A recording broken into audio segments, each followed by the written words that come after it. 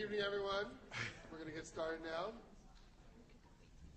For those who don't know me, my name is Jeremy Paul. I'm now the Dean at Northeastern University School of Law. On behalf of everyone here, it's my pleasure to welcome you to this event.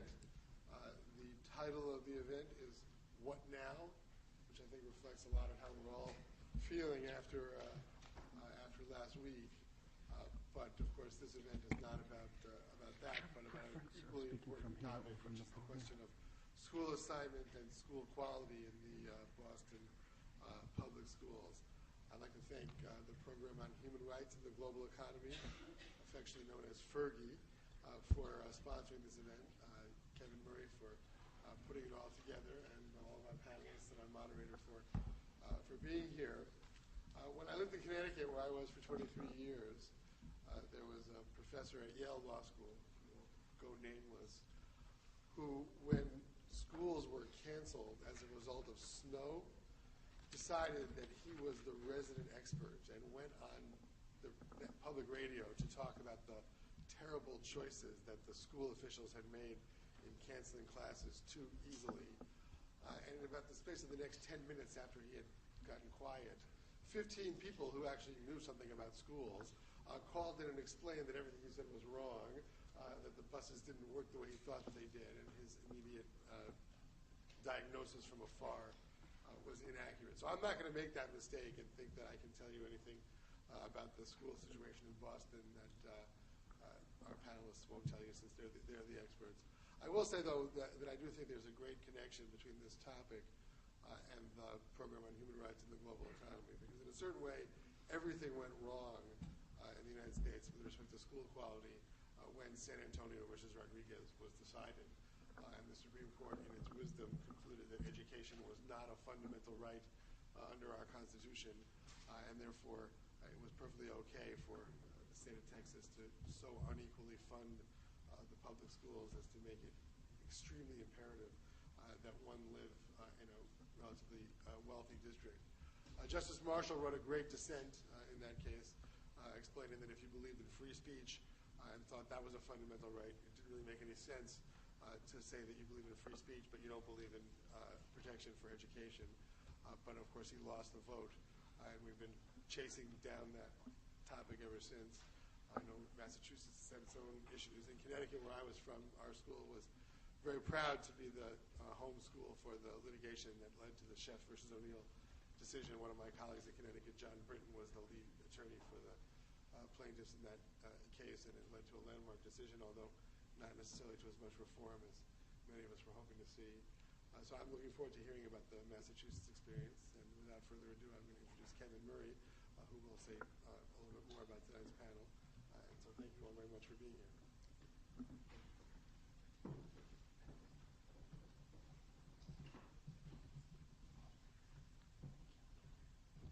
Hello. It's nice to see you all here. As Dean Paul said, I'm Kevin Murray. I'm the director of the Program on Human Rights in the Global Economy. Very exciting to be having this discussion here tonight. And I'm here to very quickly do three things.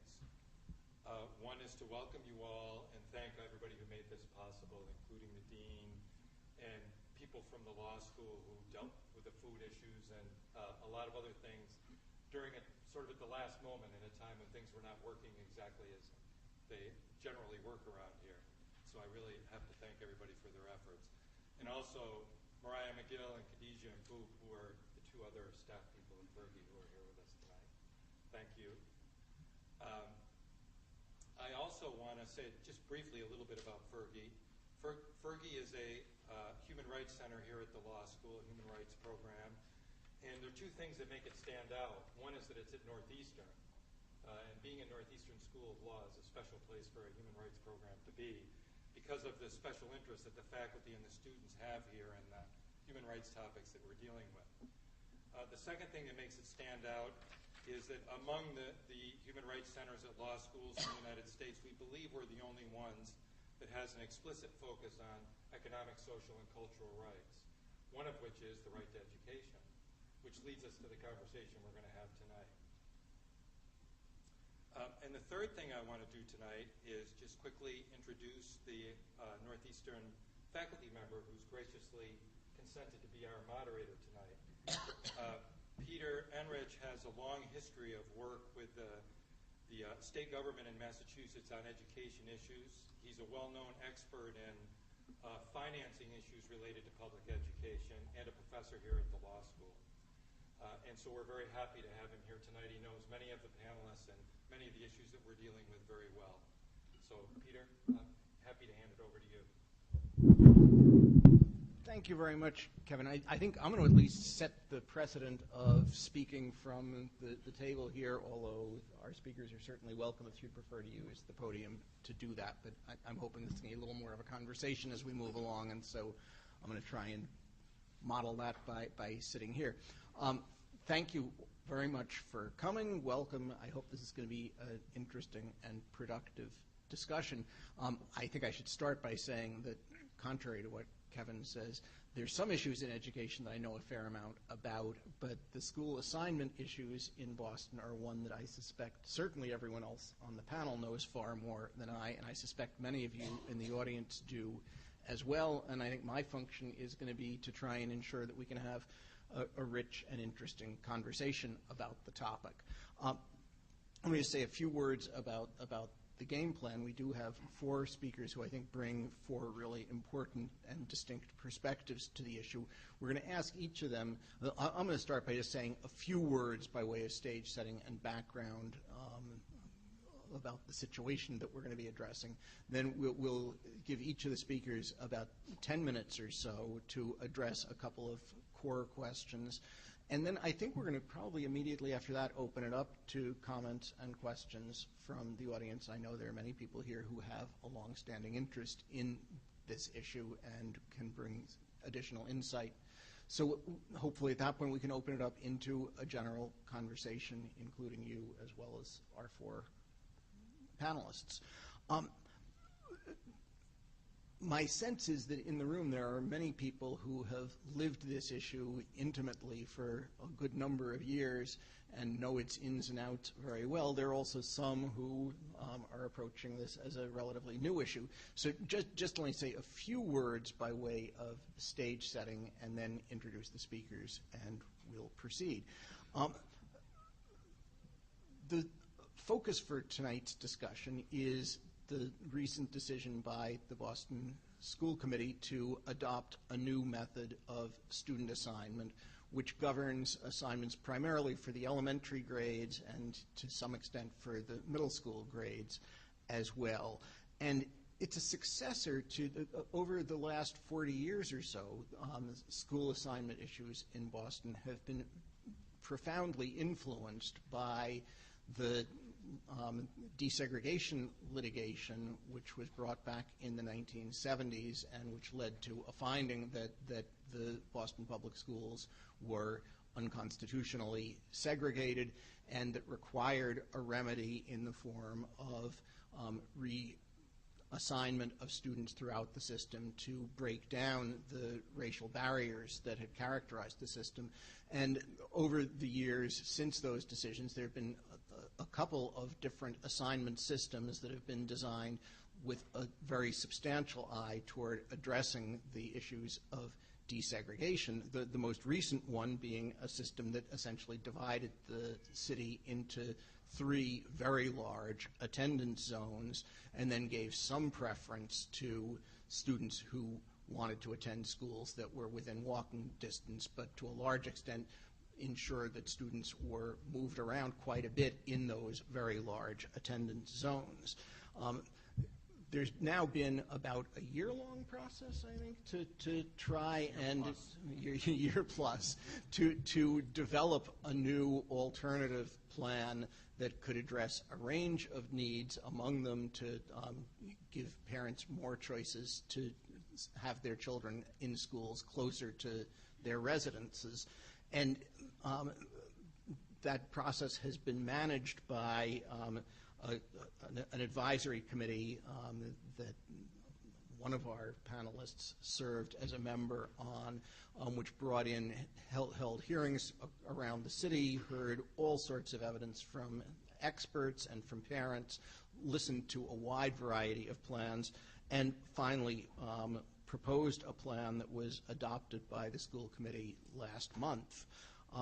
And the basic, I'm going to probably horribly oversimplify this, but the essence of the plan is to use a quite sophisticated algorithm that allows each family, based on the location of its residence, a choice of at least 6 and sometimes substantially more than 6 schools that includes at least a number of schools of what the district has assessed as relatively high quality. Sometimes that's accomplished by simply giving them the choice of the 6 schools closest to their home. Sometimes it expands out to a wider range of schools to ensure a range of quality choices. A huge amount of analysis of this plan has been done. There's been a huge amount of discussion of it. From at least a very brief review, what's clear is that although it does provide parents significant choice, there still is significant variation in the range and quality and number of choices that are available to different families based on the simple fact that there's still a significant geographic variation around the city in where the stronger schools are located. And that has been one of the topics that has attracted considerable interest and concern. The school department has also linked this plan with some very substantial commitments to improving the quality of schools and ensuring a wider range of high-quality schools so that parents will have better choices. And so that's a significant factor that's part of the overall plan.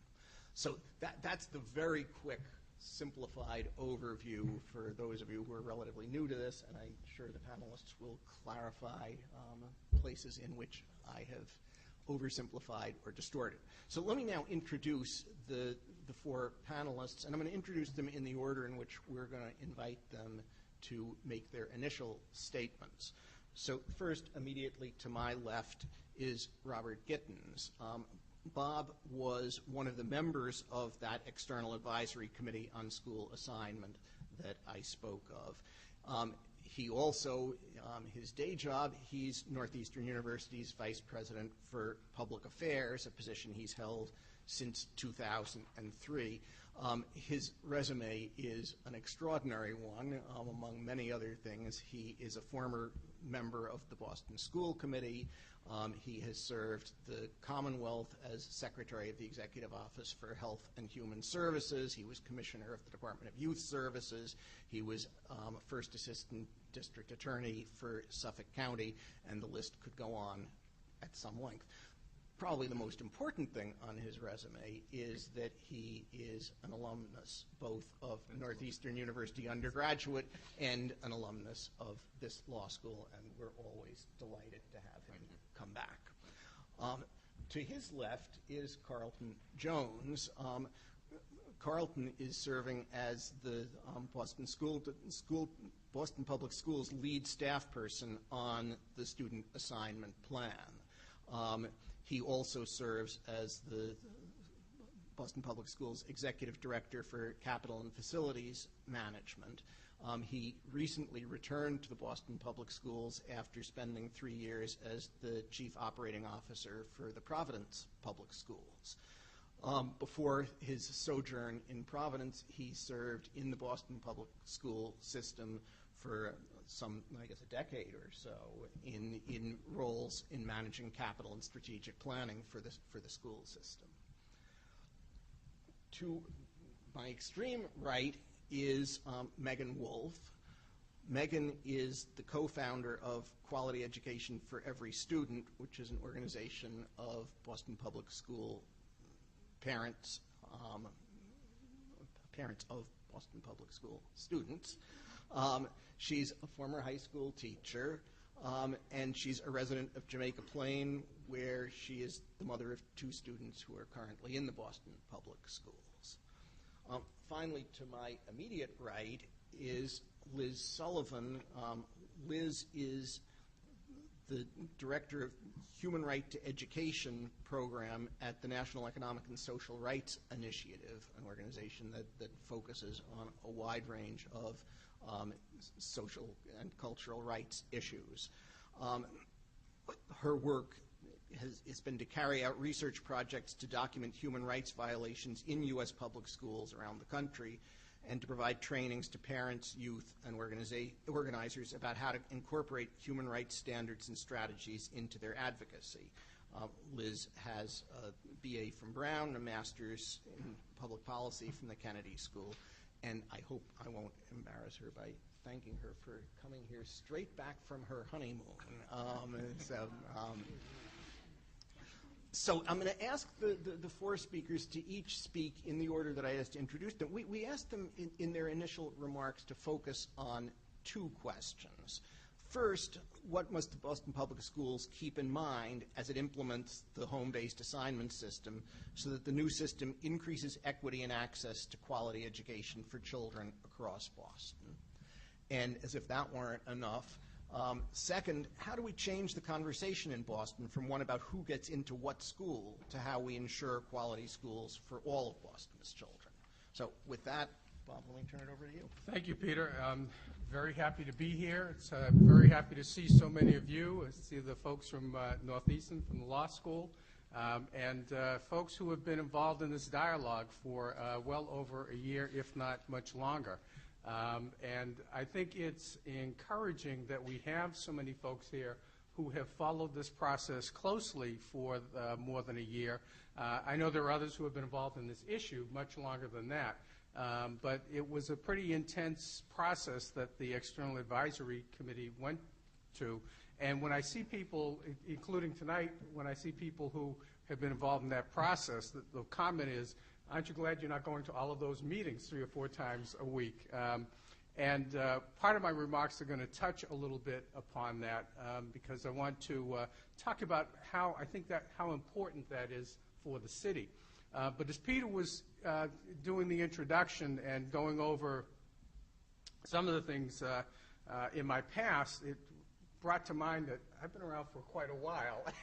And it brought back my undergraduate days here at Northeastern. And I make this point not just to tell an anecdote, but really to highlight how much this city has changed in somewhat of a short period of time. So I was an undergraduate here between 1970 and 1975 and was a co-op student who had my first co-op job in Washington, D.C. I graduated from the Boston Public Schools, had come to Northeastern, and I was fortunate enough to get a job working with the Civil Rights Division of the Justice Department in the education section. And when I first arrived at that job, I was introduced to Tom Keating, who was the section chief for that department.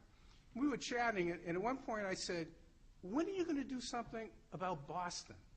And he looked at me and he said, Boston? There's not a problem in Boston.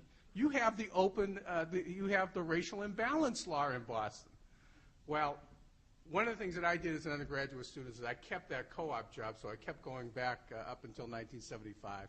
And by the time I left, the Justice Department was deeply involved in Boston. And as a result of that, we had the school assignment plan that we're talking about that has essentially remained intact since that time. My other experience is as somebody coming to Northeastern for work, having been on the school committee and been involved in these issues, I would drive to work and oftentimes would end up stopped behind a school bus at the Greenwood School in Dorchester, and I would see elementary age students getting on that bus, and I'd be thinking to myself, they're getting on a bus to go somewhere to get educated when there's a school right here.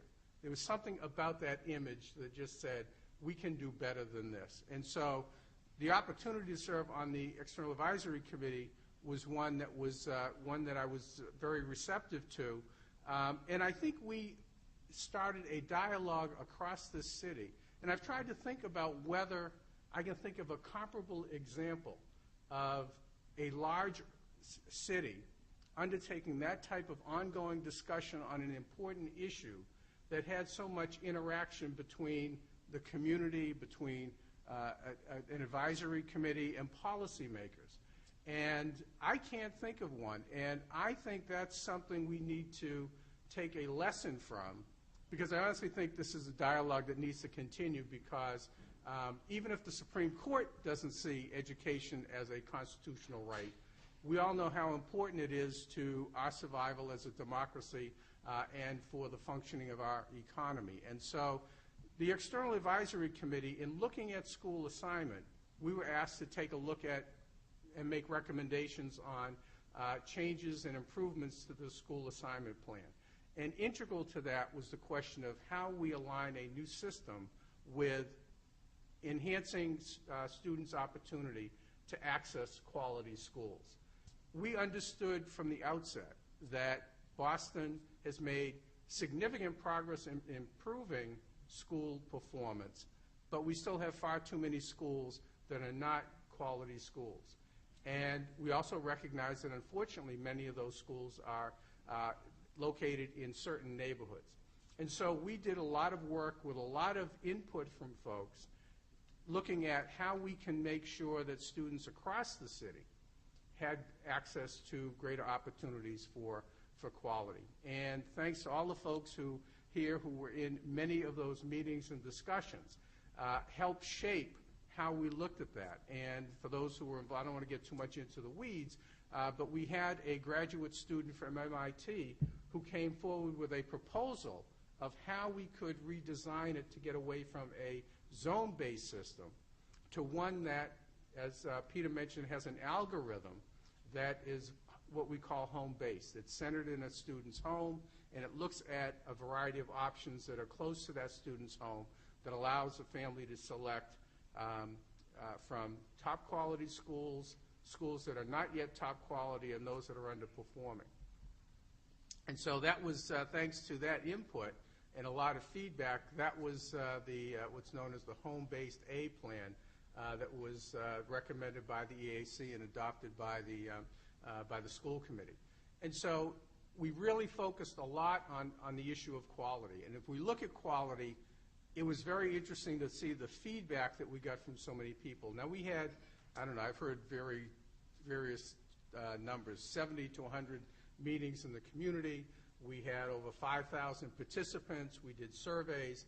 And we got a lot of input about what parents and families think of as quality. And there was a tremendous amount of variation.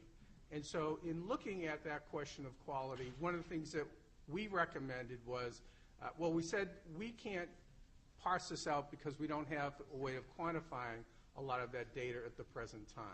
And so going forward, our recommendation was that the school department look at various criteria for measuring quality. What we used was a formula based on MCAS scores and school performance over a 2-year period. But we said that that data doesn't cover the range of what families are considering when they look at a quality school.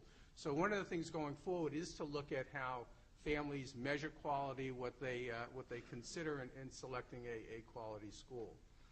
I think the discussion that we have started here in Boston is one that needs to be carried forward for an important reason. Oftentimes I'm sure other cities do the same thing, is we look at ourselves and say, why aren't we doing things at a much higher level? And I think, as in all communities, we need to be reflective and self-critical at times. But we're facing challenges that every other large urban district is facing across this country. It is not unique to the city of Boston.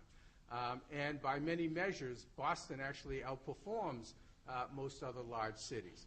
But there's a real issue with how we're meeting the educational needs of many communities. And so looking at how we do that going forward, I think, is a critical part of that conversation. Coming out of the set of recommendations that we've put forth, we recommended that there be an ongoing committee to look at the issue of quality and how it's implemented. The superintendent has adopted that recommendation. There are a series of recommendations that we've incorporated that I think will help us continue the dialogue around quality. But we need to think about how we meet the needs of families that may be coming from different perspectives. And now I'm talking about sort of my own perspective at the moment as opposed to the EACs, the External Advisory Committee. One of the issues we have to think about is how we work with low-income families. Some of you may be familiar with a writer named Annette Leroux who has looked at the question of how families who are low-income approach a school district from those who are upper income. And so what I think we've put in place is a model that allows us to have a dialogue that can focus resources in ways of meeting those families in the community in a more effective way. How we can help empower them. And BPS has done this in many ways. If you, some of you are familiar with Parent University. There are ways of working with families so that they can be better consumers of the educational system. And so building on that groundwork, I think will be very helpful.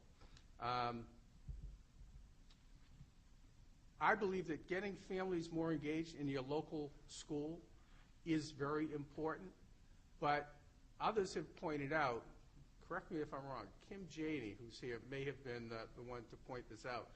There really isn't evidence that shows that having students go to the school that's closest and getting parents involved results in improved, pardon? No, that's not yet. I'm sorry, I'm agreeing with you. Okay, not improved. And I understand that. But at the same time, I think there are ways of connecting with families and getting parents involved in a way that really empowers them, as I said, to be effective consumers of the educational system. And so I think there's the model in place allows for that continued dialogue. So I look forward to continuing the conversation with all of you in the future. Thank you.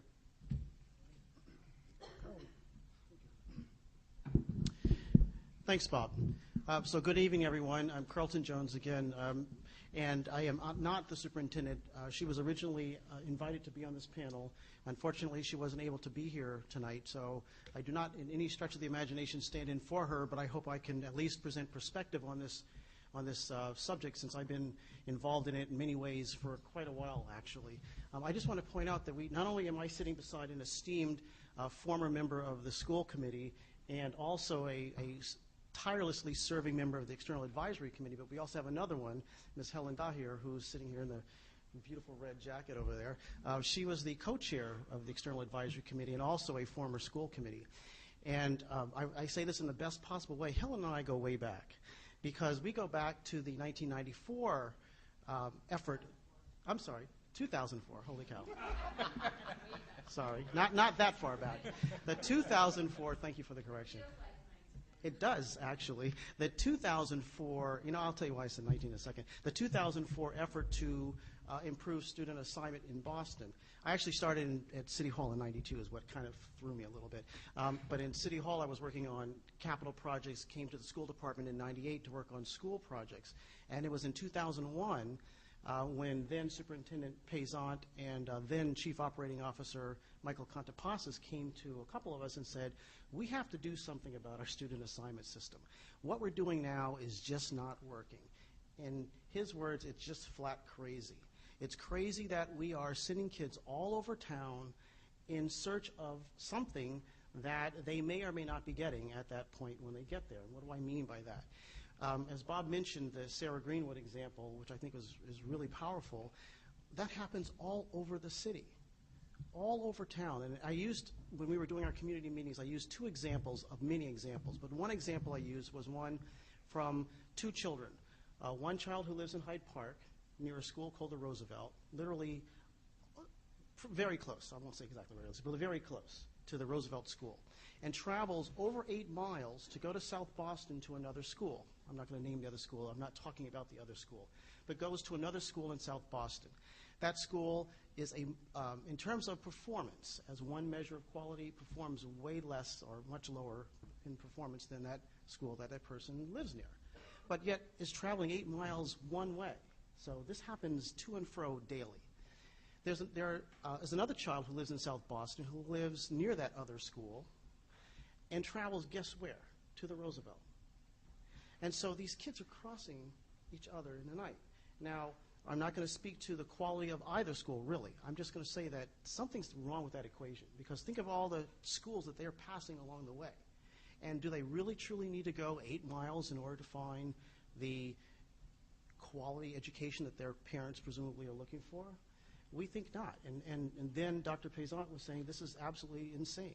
And he didn't use the example I used, but that's the situation. There's another example of kids who go even further. I mean, if you look at the north zone, so we talked about the 3 zones, the 3 attendance zones that we currently have, one in the north, one on the east, and one on the west. There's a child who lives near Newton who travels to behind Boston Logan to a school. And then there's one who lives right behind that school who's going, guess what, over to Alstonbright in the other direction. And this happens not just, these are not the outliers. These are rather regular occurrences. I'm not speaking about special needs students. I'm not speaking about English language learners. These are 4 general education students who are just traveling. Now, one can argue there are many reasons why families choose schools, and there might be some really, really compelling reasons why the parents chose those schools as they did, but this happens so often. And so the point was, we do not need to have a system where families, for whatever reason, have to travel quite so far in order to find a quality education. And so that's what this was all about, how to improve the system so that we're really not putting impediments up, how to improve the system so that we can actually serve families better, to allow school communities to develop closer to home. Now, again, there was always this thing, and if John Mudd were sitting here, he'd say, yeah, it's not about transportation. Yeah, there was always in the back of our minds this thought that if we do this, we could save money on transportation. That came up several times. But we began to see that for a variety of reasons, that transportation dollar figure, it just wasn't going to be there. And it began to become less of a focus for that reason, because it wasn't originally about transportation, but there are many of us on the operations side saying, yeah, and guess how much money we could save. You know, we always thought that would be something that would be a side benefit of this. But it was really about quality education for students so that they did not have to travel so far away in order to get there. So what does this look like? So now that we have a vote, now that the External Advisory Committee has made the recommendation, Dr. Johnson has made the recommendation, the school committee has voted. Now what? So many of us in Boston Public Schools set out to plan the implementation for this new thing. What are we going to do? How are we going to get this done? And I see some friends sitting around. I see a lot of you who we've had lots of conversations about. And one of the things that I've had the pleasure of saying was, in my mind, this was not about student assignment necessarily. Yeah, we were talking about how kids land in schools, but it really wasn't so much about that, but it was about how do we, as a district, ensure that we are doing what we said we're going to do as it relates to improving quality across the district. Because that was clearly the conversation. Clearly, at every meeting we went to, every meeting the External Advisory Committee had, quality, quality, quality was at the forefront. The External Advisory Committee had 3 subcommittees. One of the subcommittees was, of course, the Quality Subcommittee for that reason. How do you define quality? And as you probably can guess, quality means very many different things to very many different people. And so how do we come up with a definition of even quality? And how do we ensure that we know it when we see it? Can we measure it? Maybe one of the disappointments, if anyone were ever to say that, as a staffer I would say, is that we never really got to the holy grail of what does quality look like, what is that quality definition. Fortunately, Mayor Menino and Dr. Payzant have wanted the work to continue, and so there's going to be a quality working group to continue to tackle that question. What is quality? How do we know it when we see it? How do we measure it? How do we provide a measure for families to be able to say, well, if it means these 3 things to me and it means those 4 things to you, I can choose my school based on my definition. And you can choose your school based on your definition. And we all have a universal ranking system, hopefully. This is the holy grail. A universal system that we can have the schools tiered so that families can say, aha, I get it. If we're using this measure, then we see how schools are ranked. The neat thing there is that there should be a threshold that says no matter what goes on, no matter what families think, no matter what their individual choices may be, we are saying that this is the threshold that if a school is above the threshold, we're saying, okay, we're pleased. We think that good things are going on. And if they're below that threshold, we have work to do. And that, I'm hoping, as an individual, I will say, as an individual, I'm hoping that that's what the Quality Working Group will take on and be able to achieve. It's not an easy subject, as you know. It's not an easy task. After the 2004 task force, there was a Quality Working Group that came after that as well. Because even back then, that was the thing, quality, quality, quality, quality, quality. And recommendations came out of that task force that arguably someone could say did actually go into effect, and some would also say probably didn't, or many of the directives that came from that quality task force then never really got underground, never got underway, whatever. So as we looked at the implementation, we said, okay, how do we ensure we do everything that we said we were going to do? And I was one of the planners for the work that's happening now to say, okay, we need to be able to record all that stuff, all of those directives, all of those recommendations, all of those stuff is the best word I can think of at the moment, but all of those items that the EAC came up with and that the recommendation says. So it's not just about the home-based aid, but it's about all those other things that we talked about. How do we improve schools that are not at the highest performing currently, and how do we ensure that we are able to look at them again and say, okay, what's going on and what do we need to do next? How do we ensure that it's not just an operational exercise? You know, as a former CAO, I love to think operations and think, okay, this is how we get it done, and you know, you check off your boxes and you use your balanced scorecard and you're happy. But it's an academic exercise. We need to make sure that the academic side is equally engaged, that the academic team has targets and metrics where they can say, okay, we committed to innovation schools and inclusion schools and all of these various changes that we talked about. How do we ensure that we actually get those done? As an individual, I'm saying that that's what concerns me the most, really, is not the operations side. Because you know what? Operations folks say, hey, this is my job in terms of, you know, making widgets. This is my job. My job is to get the buses to run on time, to put, as I love to say, butts in chairs. I hope that's not a problem. But anyway, you know, assigning students, butts in chairs, that's something that operations folks love to do. We need to make sure that the academic side has supports so that they're equally able to move down a path so we can get to where we need to be able to get to by a particular point in time. We do not have a lot of time. We recognize that even though we talk about September 2014 as the date by which this new student assignment plan will take effect, well, 2014 September means January 2014 assignments, which means fall of 2013 notifications and all that information. So when you start backing up and going through the calendar, you begin to see that, you know, we need to have a lot of work done by end of school year 2013, which is in June. And oh wait, that means that we need to have things decided by May 2013, which is in a little over a week. So that's where we are right now. We are very actively engaged in, oh my gosh, we got to get this done. And we're very actively engaged in trying to ensure that we don't forget about some of these, some of the conversation, or forget about some of the directives, and we have our own internal desires. We say, oh geez, you know what, this is a great opportunity for us to fix this thing that's always been hanging out there, that's been nagging at our side. We want to fix this piece as well. So we're wrapping our arms around a great deal of work, quite frankly, to be able to ensure that what the External Advisory Committee recommended and what Dr. Johnson moved forward and the school committee approved actually gets done, and actually gets done so it meets the policy objectives, and actually gets done in a way that families across the district can say, yes, we do see not only the change, but the change was a good change, the change was the appropriate change, and that families are benefiting from that change. It all comes back to the student or future students. It all comes back to students as they come through to be able to say that no matter where you land, whether your school is in your neighborhood as you define your neighborhood, or if it's a few blocks away or several blocks away, a mile away, or across town, that wherever you go, you have a high quality opportunity to accelerate the acceleration agenda. Sometimes we talk about accelerating the acceleration, that this is a way for us to accelerate the acceleration for the acceleration agenda, meaning, you know, we're closing the achievement gaps. We want to make sure that that happens more quickly than it has in the past. We want to make sure that all students are, in fact, college and career ready when they come out of high school, so that they have opportunities And we also want to make sure that, all students are proficient. I can't necessarily say all. That's a goal, all.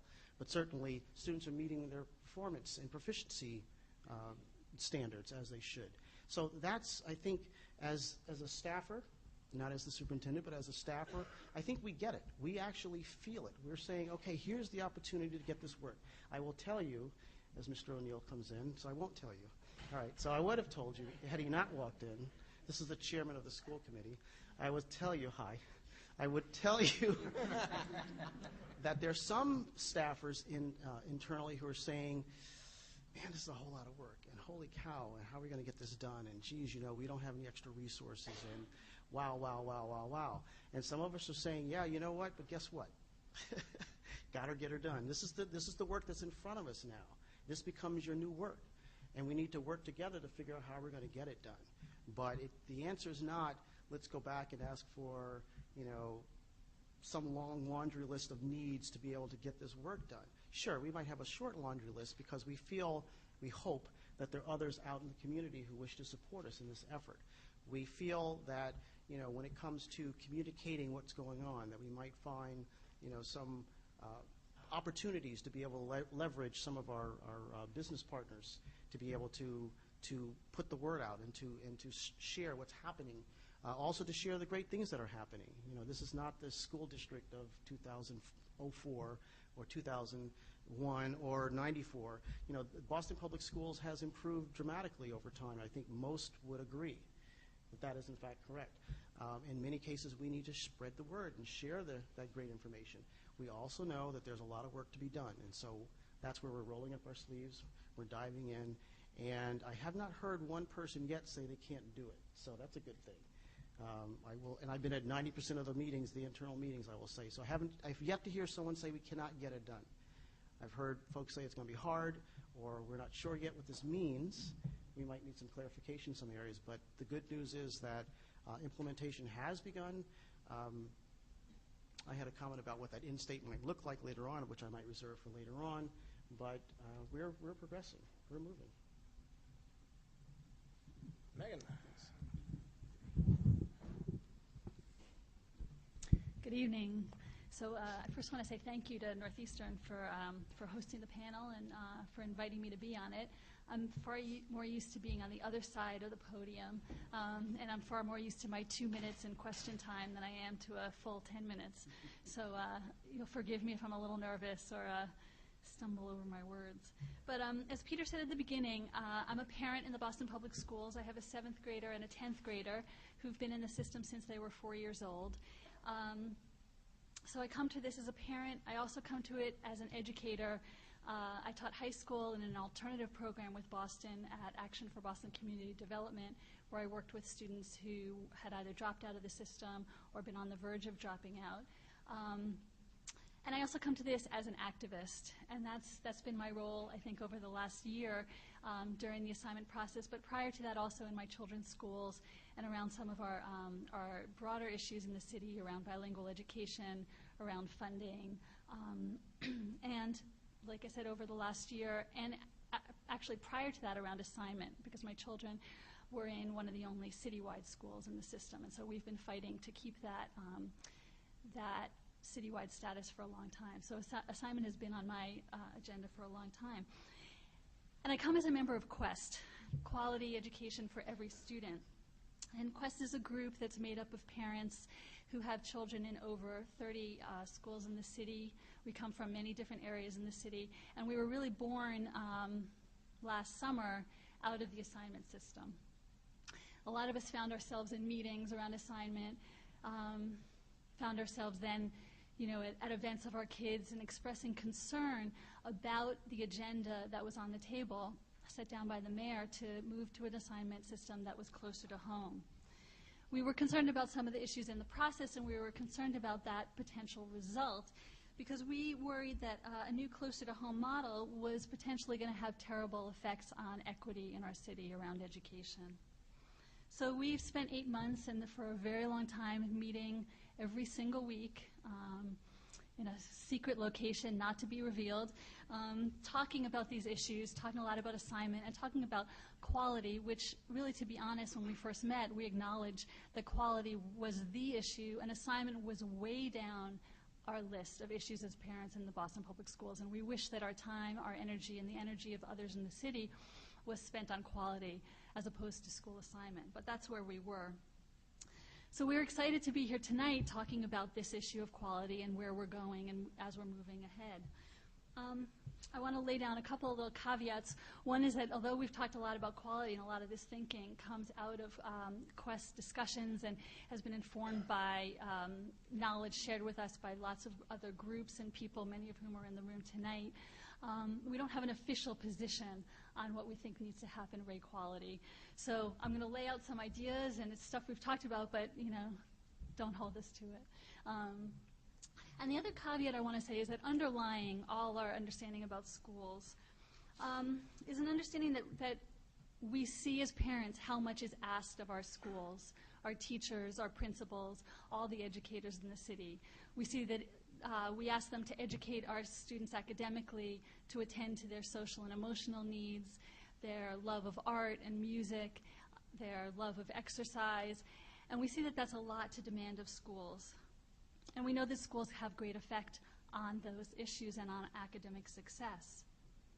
But much of what happens to our children, and the greatest determinant, in fact, of their academic success, doesn't lie within the control of our schools. Maybe we wish it did. But we know that the biggest determinant of academic success for our children is actually socioeconomic status. It's wealth, income, and social class. And those schools can do things to mitigate some of the effects of poverty. Schools cannot provide housing for our children. They cannot provide every meal for our children. And they can't address all the challenges that our children face because of poverty. So this isn't an excuse for schools. It's not to say that schools can't help with these issues. They absolutely can and they must. But it's a way of acknowledging that educators and schools can't do it alone. So that underlies everything that we need to say today. So where do we go from here? I have sort of 5 main things that I want to say that Quest hopes will be attended to as we move forward. And the first one relates to what we've already talked a little bit about, which is the right to a high-quality education and equal access to that education. And I just learned tonight, I never knew what the case was that determined that education is not actually a legal right, which is San Antonio versus Rodriguez, but we understand it as a moral right and an ethical right of our children to have a high-quality education and equal access to that education. And so this is why Quest spent so much time on the assignment process, because we feel like it really related to the rights of all our children in the city to attend the good schools. And the problem in the city is that there are not enough good schools. So the question becomes, well, who gets to go there? I know that earlier we heard a little bit about the issue of travel to schools, and that's really what a lot of the issue became. It became, how do we balance the need of some families to go to school closer to home and to what some people believe is the strength of close-to-home schools, and the belief of other families that I would travel anywhere. I would send my child across the city. I would, in fact, send my child to another city and another town, and I would put them on the bus not for 8 miles, but I would put them on the bus for 15 miles to get them into a good school. And I would pay a lot of money for that, and I would spend a lot of time attending meetings at those schools, and I would do everything that I could to send my child to a school no matter where it was. So those were the 2 things that we were trying to hold. So as we move forward, and one of the questions was what do we need to pay attention to as we move ahead, I do want to get into the weeds for a couple of minutes, because I think that these are issues that we need to pay very close attention to, and issues that Quest is paying attention to. And one of these is, which schools do I get to choose from, and which schools do you get to choose from? And this is called your basket of schools. And so I think it was Bob initially who explained it, is that basket is determined by your home address. So what that means is that my basket is going to look very different from your basket. And in fact, if I live on LaGrange Street in West Roxbury, 87% of the schools in my basket are going to be high-quality schools. If I live on Humboldt Ave in Roxbury, 33% of the schools in my basket are going to be high-quality schools.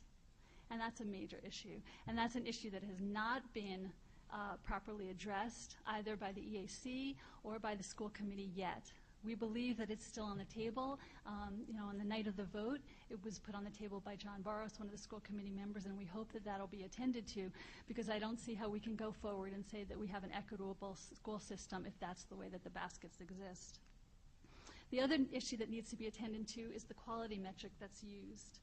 We know that it's based on MCAS and a little bit on MCAS growth, but that really doesn't allow us to look at schools in a real way.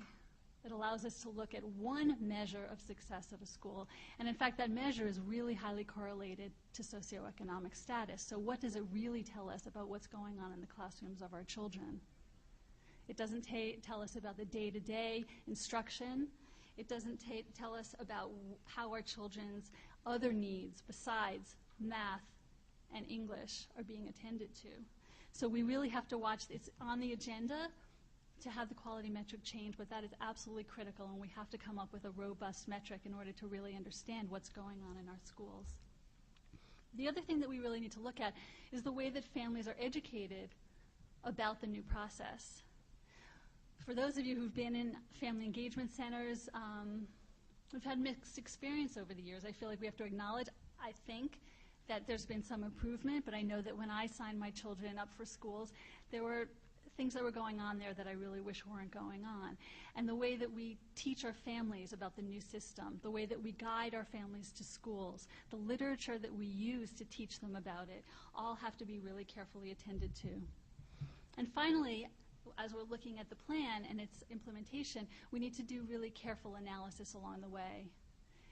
At the end of the first assignment, the first assignment results, we need to look at who is asking to go where. We need to figure out why. We need to figure out where are they getting assigned. We need to do a really careful analysis based on race and class about who's going to quality schools and who isn't still. We need to see if the algorithm is working as designed and is mitigation needed for our neediest children. We also, in the long term, I think, need to watch real estate patterns, because I've already had an email from a family moving into the city, someone through a friend who said, "Where should I move?"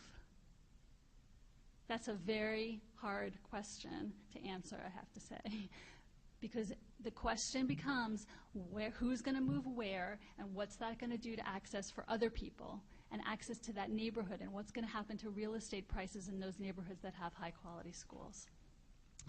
So, beyond the assignment plan, number two, besides number one was the right to education and access to high-quality education. We have to be willing to go beyond the current dominant conversation about school quality and improvement. In 1983, when A Nation at Risk came out, there was a lot of talk about school reform, and we've seen a lot of efforts since that time. No Child Left Behind, Race to the Top, Common Core, charter schools, changes to teacher evaluation. And as education scholar Charles Payne put it, so much reform, so little change. How depressing is that? As parents, we've lived through a lot of the waves of these policies. We've seen our children tested relentlessly. I have personal experience with that. We've had to fight in our schools to retain some semblance of art and music instruction, attention to social and emotional well-being, and push the love of learning over the love of testing. We've also seen our children's teachers and principals beaten down by testing. We've seen fear injected into classrooms and into students, and we've seen many of them leave the profession that they formerly loved. A lot of over. Okay, I'm going to whip through. A lot of these mandates are top-down mandates, and what we really believe is that what needs to happen is that strong learning communities should be the center of the reform, not the victims of it. Teachers and principals need to be respected as professionals. We need to have teachers that are trained, that are highly valued, that are not robots, instead of fully functioning, caring human beings. We also need to re-envision school success and rely on teachers and principals as experts instead of, frankly, business people and government officials. Fourth is looking at the child's whole needs, because their whole needs must be the center of these communities and these reforms. Our children aren't monolithic. They need lots of things attended to, and they are all different. One answer is not going to work. And as I mentioned, schools can't do this alone. Last one, number 5. There must be long-range planning and solutions that are thoughtful, transparent, and equitable. As stakeholders, we need to ask the questions: who's mandating these plans? And are they paying attention to what's actually going on the ground? Are the plans sound? And how long will they be in place? Because flavor of the day is very hard when you're a teacher in a school. Are capital improvements and programmatic needs based on need, on convenience, or on motivations that are less than transparent? And is there equity in these plans? We at Quest have committed to keeping an eye on the BPS as we move ahead. We're not done, either in looking at the assignment process and in the quest for quality in our schools. We've given our time and, more importantly, our children to BPS. We know what a profound effect the system will have on their lives, as well as on the lives of their neighbors, their future coworkers, their leaders, and their friends. And we believe that by working together, we can and we should hold BPS and ourselves accountable to the promises that have been made. Too often, the promises have been broken, and we need to watch that they will be kept. And we need to hold to the ideals of quality and equity. We do this because we believe it's Boston's obligation to provide all children with a high-quality education, because it's one of their most precious rights and greatest needs. Probably a good segue. Absolutely, yeah, definitely. So thank you for having me here today. My name is Liz Sullivan. I work for a human rights organization called the National Economic and Social Rights Initiative. We work on the rights to education, housing, healthcare, and workers' rights in the United States.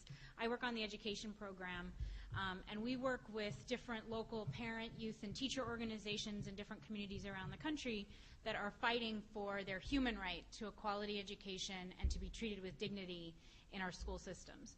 And even though there isn't a national, federal, constitutional legal right to an education, everyone does have a human right to an education.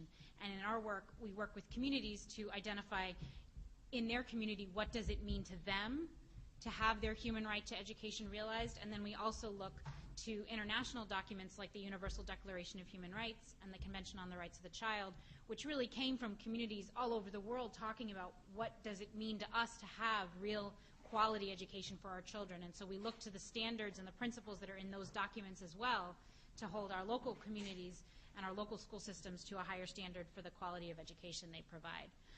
For the last few years, we've been working as part of a national coalition called the Dignity in Schools Campaign, which is a coalition of about 60 organizations from all over the country who are working on the issue of school pushout. And right now in the United States, every year, there's over 1 million young people who drop out from school, who don't graduate on time, but we really see this as a push-out crisis, that these students aren't dropping out, but they're being pushed out by the policies and practices like lack of quality education, overcrowding, punitive school discipline, and zero tolerance is an issue we work a lot on, the narrow curriculum and focus on high-stakes testing, and that all these things are undermining quality and pushing our young people out. And so I'll say as a caveat that the issue of school assignment, here in Boston isn't an area of my expertise, but I'm going to talk a little bit about what I've seen in some other cities and what the general human rights framework says about what quality can look like in schools. And so how does, school assignment, school choice, and placement relate to human rights? And so certainly we've seen it in our work around school pushout that this issue can have a big impact on pushing young people out of schools. In some cases, you can see it in the way that individual students or families are excluded from access to particular schools, whether it's because of a disciplinary background, because they have special needs, or are an English language learner in New York City. In the school assignment process there for high schools, when they started splitting up the big high schools and creating smaller high schools, there were families that were completely excluded from accessing certain schools because they didn't have services available, like special ed or English language learners. So there's a variety of different ways that placement and assignment impacts this human rights education and push out. There's also more subtle ways, and I think two of the human rights principles that especially apply to this issue of school assignment are equity and participation, and the previous speakers have talked about it. I think in equity, a part of it is what are those schools that end up in your basket, and are they high quality, and are there certain people because of where they live that are being denied access to high quality schools? But even within the schools you can choose from, is there a way of really ensuring that families have access to the information they need to choose the schools they want to go to, but also that there aren't a variety of ways that families are counseled into certain schools by the places they go to get information. And so, I've worked in New Orleans, and we saw a lot of that there. It's a very complicated system down there with like charters and public schools, very confusing, and that families are basically pushed and directed into certain schools by people in the district when they go to ask questions because of perceptions, because of history with that student, because of special needs that student has. So all of those issues of equity to access, fairness, and participation are huge issues for how we move forward with a school assignment process. But I think the bigger question, that the panel is talking about today is what does quality really look like?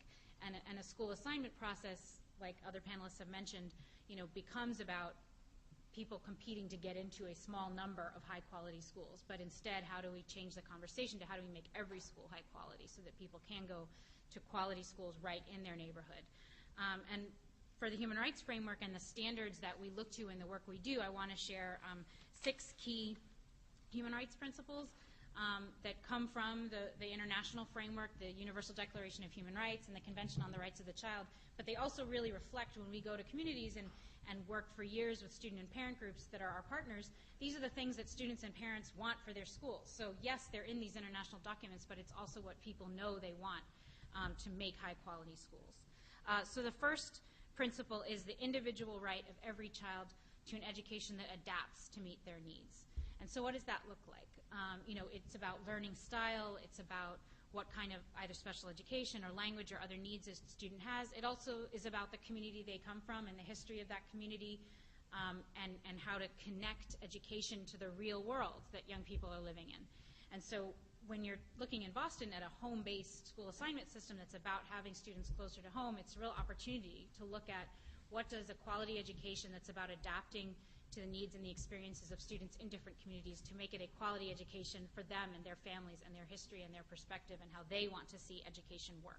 So it's an opportunity to really work with communities where schools are based to shape what an education looks like. The second human rights principle is the full development of the child. And that is about going beyond just academic, just math and English and language, but also arts and music and expression. But it's also about social and emotional learning, teaching behavioral skills, teaching social change and making students change agents in their own schools to be a part of the process for improving the education in their schools, but also in their broader community. And so this idea that when we measure the quality of schools and when we strive to shape what our vision for quality schools is, this idea of full development is central. A third principle is dignity. And what does it mean for young people, for teachers, for parents, for everyone in the school community to be treated with dignity? And so that's about the school climate and the school community and what kind of dialogues do we have about building relationships within our schools. We do work with some teacher organizations, and both for creating safe and positive school environments, which is something we work on a lot, but also for academic success. The relationship between students and teachers is hugely important. Being able to talk about what's going on in their lives, about what barriers they're having with the subject matter, and building that one-on-one relationship between teachers and students is hugely important. So looking at this issue of respect and school community and how do we build that is important. Also, in terms of school discipline, how do we stop the focus from being on punishing and excluding students to having processes to address the underlying issues that contribute to student behavior, to keep them in the classroom and get at the root of the problems that are happening to prevent and resolve conflicts. So this issue of dignity, school climate, is the third piece of quality from the human rights framework. The fourth is equity and non-discrimination. And in terms of equity, we're looking at how can we have resources within the school system follow the needs. And so where there are neighborhoods where there are individual schools with populations that have higher needs, how can we make sure there's more equitable distribution of resources, but also how can we get at the issue of discrimination, both in terms of access to services, but also treatment within the school system. And so what kind of training and real hard conversations do we have to have with teachers and principals and parents and students and the community about racism that exists structurally as well as in our daily interactions in schools, and how can we try to get at the root of that? You know, in our work around school discipline is a lot of what we do, and there's a lot of focus on the disproportionate rates of suspensions and expulsions for students of color. And there's all kinds of alternatives to suspensions that we promote, restorative justice and peer mediation, but it's also about having very real conversations about what are the biases that people bring into the school system that lead to students being treated differently, and that translates into academics as well. And so part of quality is really confronting and having the real conversations about that.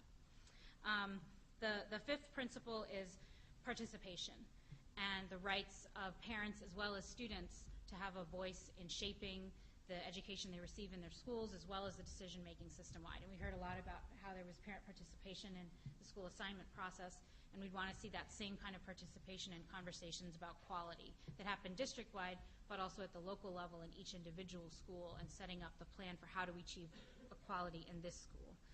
And then the last principle is around monitoring and accountability, and how can we put in place systems that really do a good job of sharing information and having monitoring and accountability processes that involve parents and students and teachers in evaluating what's happening in their schools and regularly using that data and that information to continuously improve education.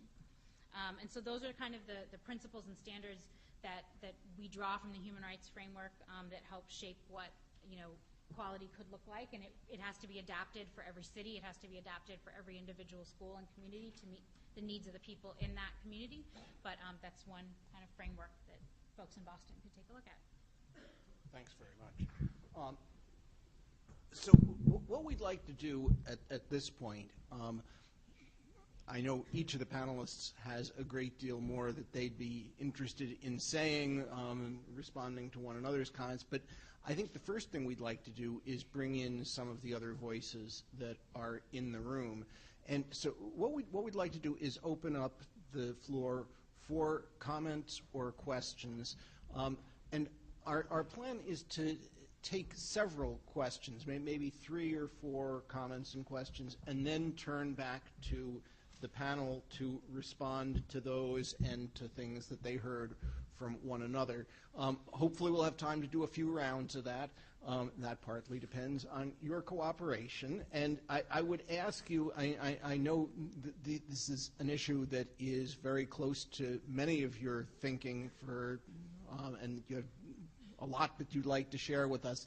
I would ask you to be as brief as you reasonably can. If you go on for more than 2 or 3 minutes, I'm going to probably try and bring you to a close. But if you can be succinct, it will help us hear more voices and be able to move the dialogue forward. I'm going to exercise the moderator's prerogative just to mention one thing. Several of the speakers have referred to the absence of a federal constitutional right to an education. And I just want everyone to remember, I hope many of you know this, in Massachusetts, as in many other states, there is a state constitutional right to an education. And that's something that probably belongs somewhere in the conversation here. The Supreme Judicial Court has held that the state has a duty to ensure that every child in every school system has an opportunity to receive a quality education, and has held in the past that the state has failed to deliver on that. There is a real and enforceable duty on the state and on its agents, in this case the city, to deliver on providing an education for every child. So with that, who would like to yes? There's a couple people who approached me about just wanting to briefly announce events to the rest of the group. Oh, can we just absolutely do that now while people are here? If somebody has an event that they'd like to let the group know about. I'll take a moment. Let's give you a microphone. Well, this way we'll be able to capture it on the video. It's Rihanna Good. This is my colleague, Johnny McGinnis. We teach at the Boston Teacher Union Pilot School, which is a teacher-run school in Forest Hills. And it is a great pleasure to invite you all this evening to the 3rd annual Boston Educators for Social Justice Conference, which will be held at English High School in Forest Hills Friday and Saturday, May 17th and 18th. It is free registration, free breakfast and lunch, free childcare, free translation and interpretation into multiple languages, and it is guaranteed to be fantastic as it has been in the past. Everyone is invited, from early childhood educators to the university level, families, teachers, community members. So I'm going to pass around a bilingual flyer. If you are not able to attend for some reason, you can skip it. It would be great if you could commit to bringing one other individual as well. That's the announcement part. If there's another announcement, I'll wait, then I'll make a comment. Any other announcements that people? Okay. One quick question is just, I'm curious to hear who the members of the quality working group are, if there's a teacher voice on that working group as well. And then a comment based on my experience at our school. We have 330 students, kindergarten through 8th grade. And from a quality perspective, our MCAS scores are okay, but we have a ginormous waiting list for K-1 entry. Just, off the charts, one of the top schools in the district in terms of waiting list. And yet, the MCAS scores aren't necessarily as high as you'd expect. And two implications that I think that come from that we need to look at as we look at quality across schools is, first, who is getting into K0 and K1 classes, and can we give preference to students for whom this is their first school experience, or for ELLs, or for students with special needs, because right now we have a lottery system, so it tends to be more socially connected people of higher economic status who know about our school or other schools that have K1, and so there are more of them applying, and thus they're more represented due to the lottery. So that's one thing that I think needs to be looked at as we look at school equity. And the second is advanced work classes and testing schools. We have a large number of 6th graders leave us each year to go to testing schools, which start in the 7th grade rather than the 9th grade. And then we have upwards of a dozen open spots that tend to be discipline transfers into our school. And in this past March, last month, we had 7 new 7th and 8th graders in 3 weeks out of a school of 330 students, K through 8, which has a very large impact on our school culture and other elements. So I think that there are some systems in place in the Boston Public Schools that keep it from being equitable, aside from school-to-school basis. Thank you. Yeah, and if you wouldn't mind identifying yourself, that would be great. I'm Josh Weiss. I'm a parent of 2 children in the BPS and was involved as an activist in the student assignment reform process. And I have 2 kind of comments. One is, I think that while I certainly support efforts to have an equitable plan and make it more equitable if we can, I think that, first of all, obviously it's a fool's errand to be coming up with any plan that tries to fairly assign students to some high-quality schools and some low-quality schools. That's obviously a problem. I think we all agree with that. But I also feel that realistically, as long as we have high-quality schools and low-quality schools, inequity is unavoidable. Families with means will opt out when they're assigned to poor schools. And we see it happens now. We see lots of families with means enter the lottery system, and those who win the lottery send their children, my family, for example, and those who don't leave the system. And the same happens across socioeconomic classes to some extent. but the families with means always have that option, whereas families without means end up trying to get into a charter school or trying to get into Metco or whatever they find available to them. But we know that families with means always have the option. So I think we have to be realistic that the only equitable system is one with only high-quality schools.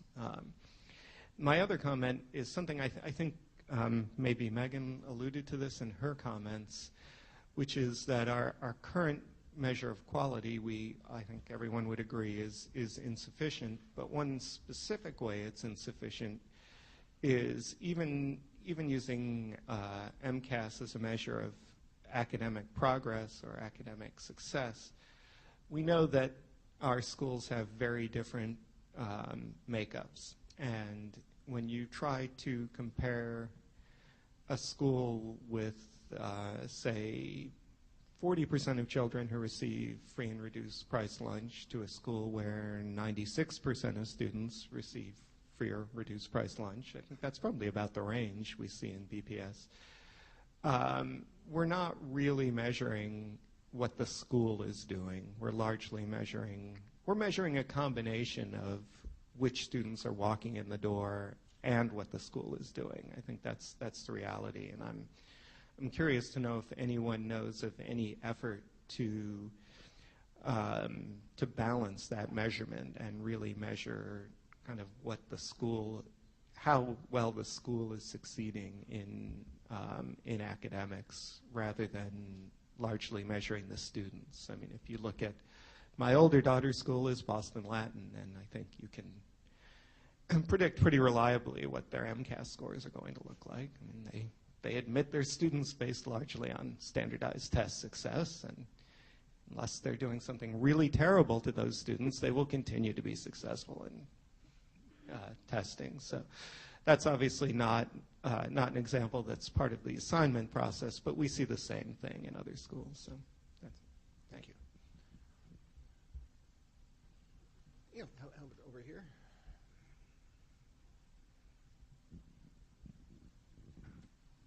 Thank you. My name is Odette. I have, or used to have, 2 children in Boston Public Schools. They both started when they were 3 years old. I appreciate the example of Hyde Park because that's where I live, and my kids attend school in Dorchester near Franklin Field. Let me say that under the current system, where we have walk zone priority, all of the schools in our current walk zone are in the bottom tier. That is, they're in tier 4. So what does this new system mean for somebody like me who would be starting out? Well, it means I get a basket of schools. In my case, 6 additional schools ranging from tier 1 to tier 3. But let me say that those schools I already have access to under the current system, and I have even more, including the Roosevelt School, which is very popular in Hyde Park, as you know. So what this means for me, what this home-based system really means for me, or somebody like me coming up, is that my choices of schools will be cut in more than half.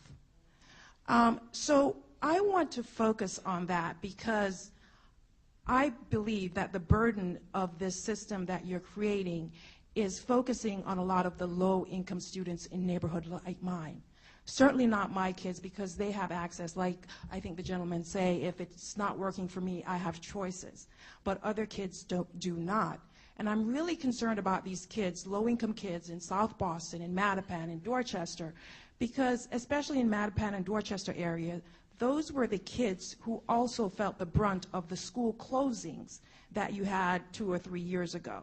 So my question for BPS is, what firm commitments will you make to those kids?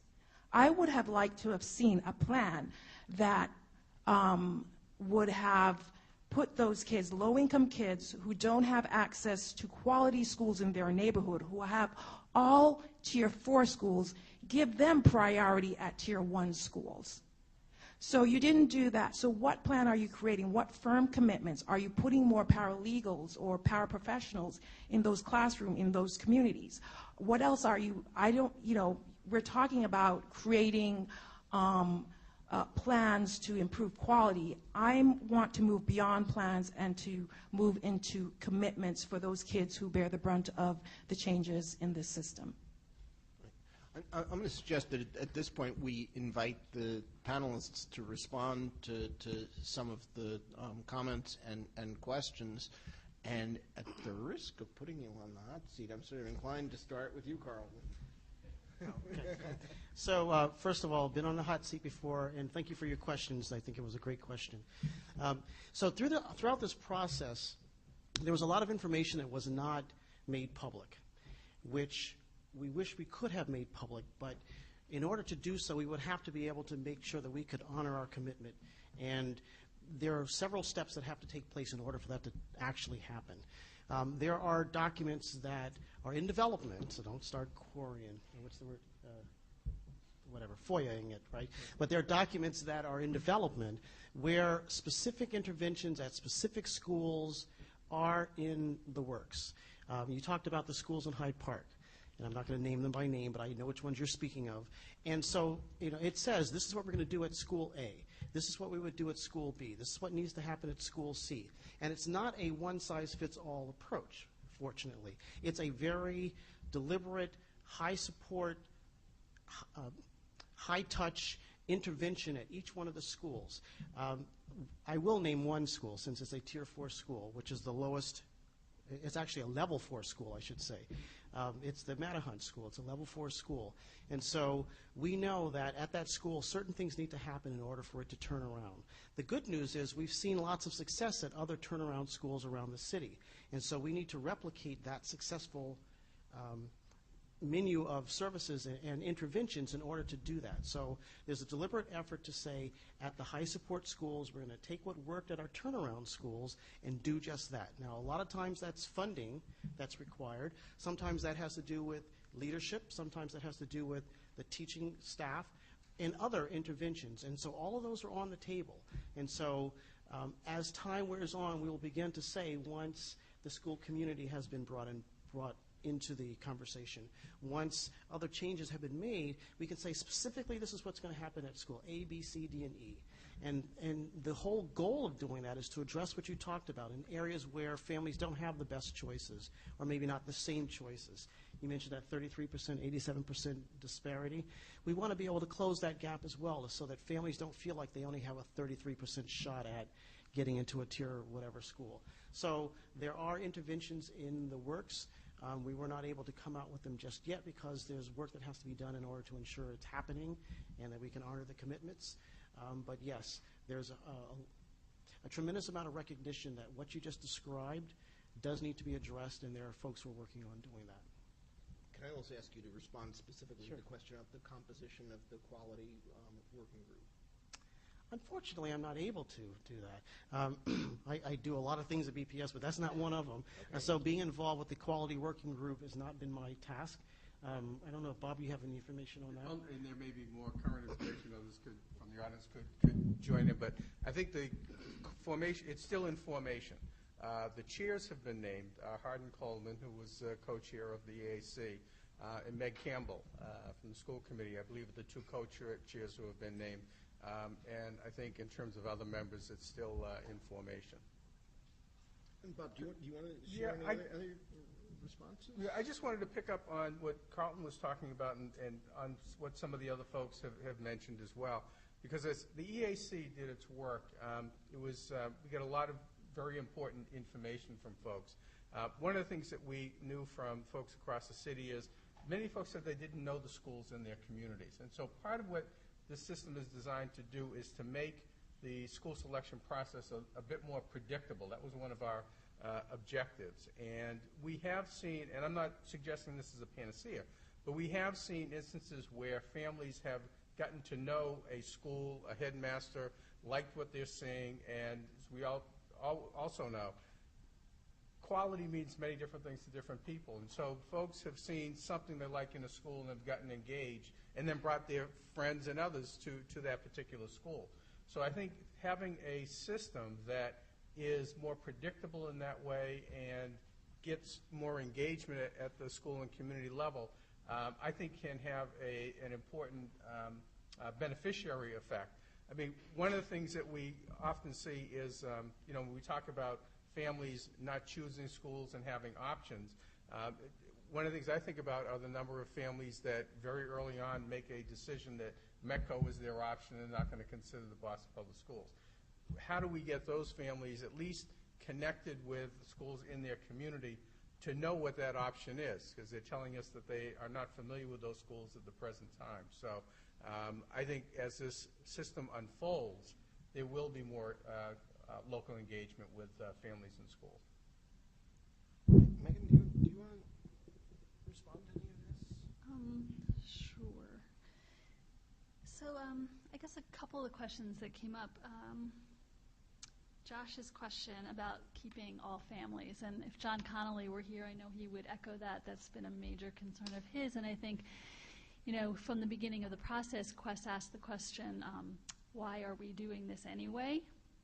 And if we thought, a lot of our speculation was around the mayor's motivation for it, and was this about keeping middle-class families in the city? Is that the motivation?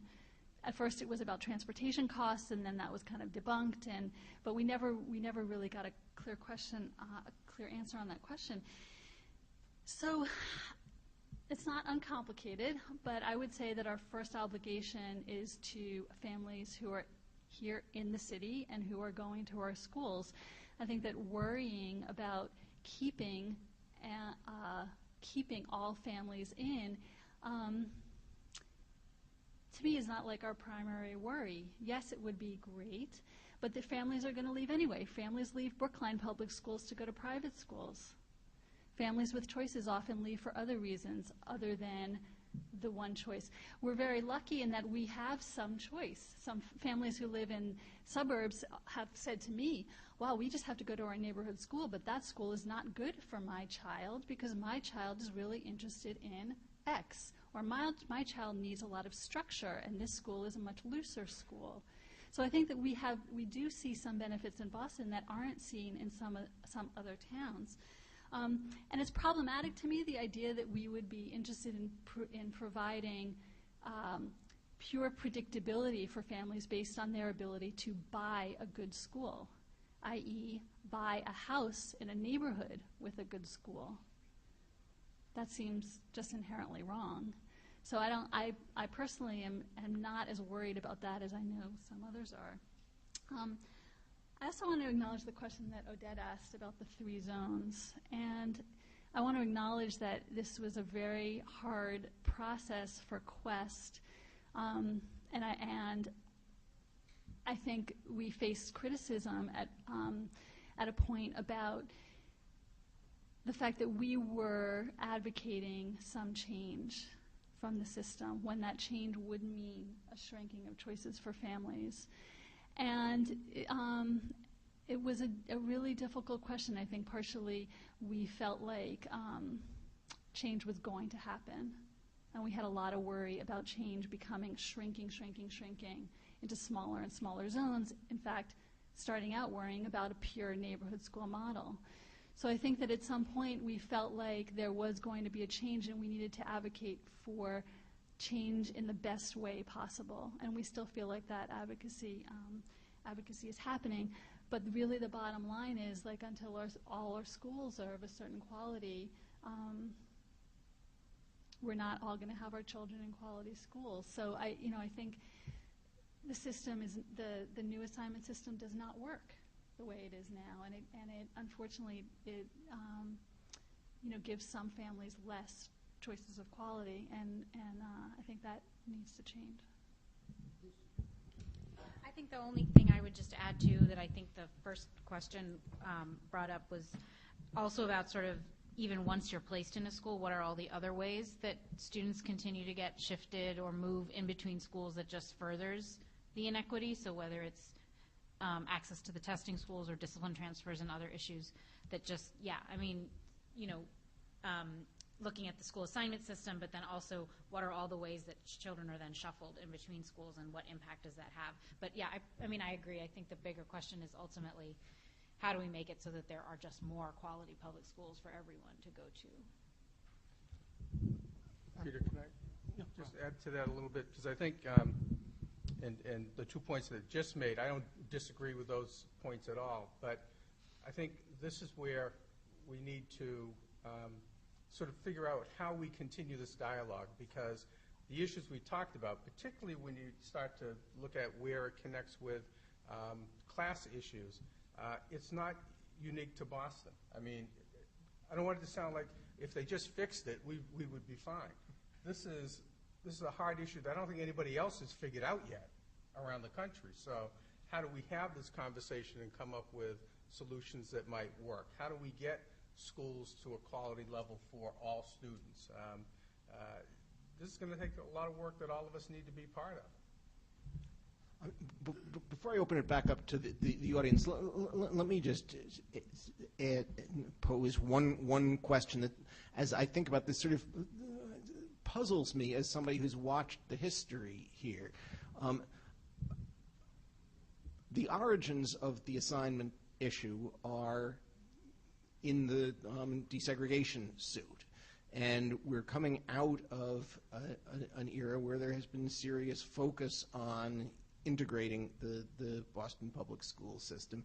And Megan mentioned that probably the strongest predictor of a child's success is their family's socioeconomic status, but almost as strong a predictor of their success is the socioeconomic status of their classmates. We also know that Boston remains a city which is residentially deeply segregated, both by race and by socioeconomic status. And so I'm curious, and in looking back at the discussions in the assignment plan, there's been a lot of talk about quality, there's been a lot of talk about transportation, there's been a lot of talk about neighborhood. I'm curious what's happened to the debate about socioeconomic and racial integration, and whether that remains an important priority for the school system, whether it remains an important priority for the rest of us. Is this a system that furthers it, both in terms of ensuring that the schools are seriously integrated on racial and socioeconomic lines, and in ensuring that people have comparable choices and access to the quality of education based on socioeconomic and racial dimensions? Can I begin to? It's great. So as I was hearing the panelists, as I was reflecting on comments, I was thinking about that actually, about how do I introduce that aspect, because Bob mentioned that predictability was one of the features that we wanted to ensure was in this new plan, but also we wanted to make sure diversity was still maintained and preserved, that there were elements of diversity, that we did not have a plan that was so narrow that you only had a homogeneous group of students attend a school. And that there were some offered, as you may recall, those of you who were a part of the debate, you know, there were some plans that were offered, or at least looked at, where we discussed students, if you live here, you go there, effectively, like in most suburban districts. And so the plan that we have now is very much not that. And if you look at the spectrum of what was discussed and what was debated, we kind of landed in the middle.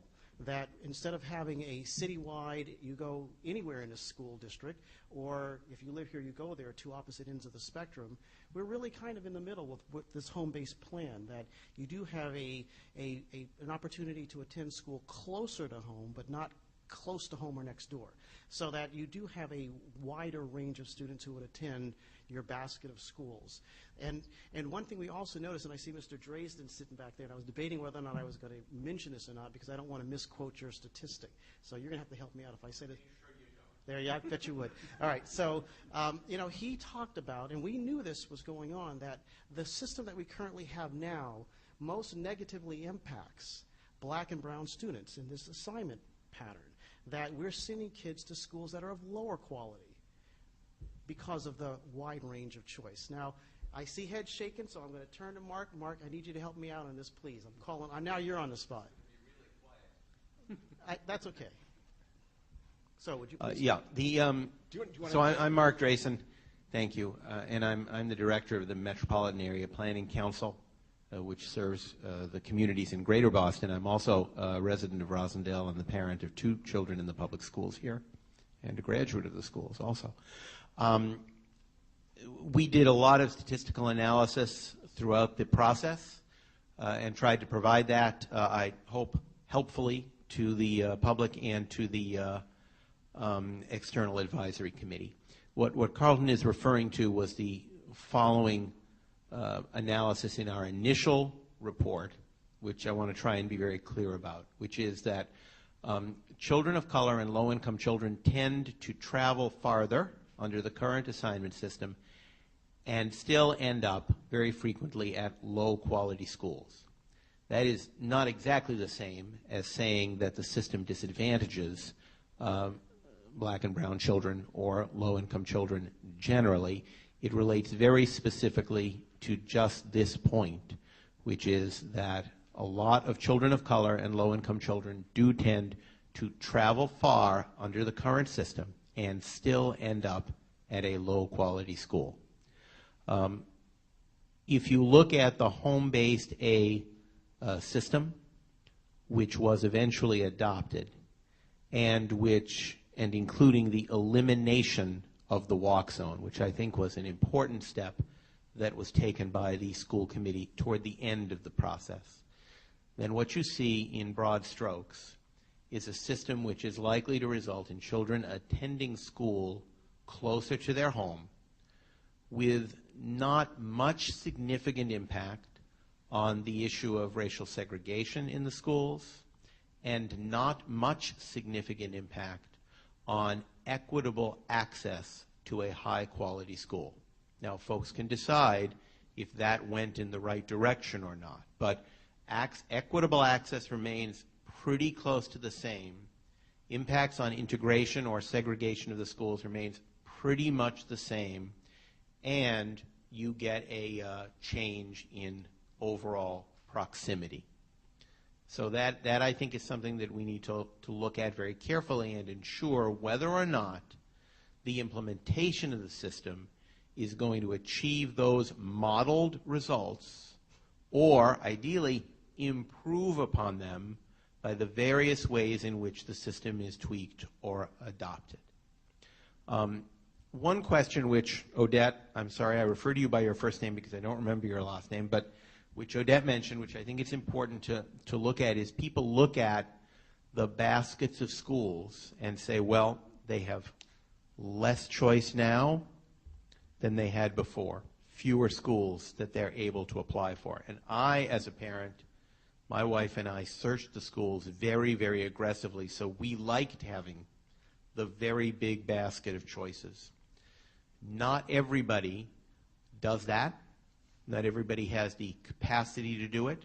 Not everybody is well guided by the information that is presently made available to them within the school system.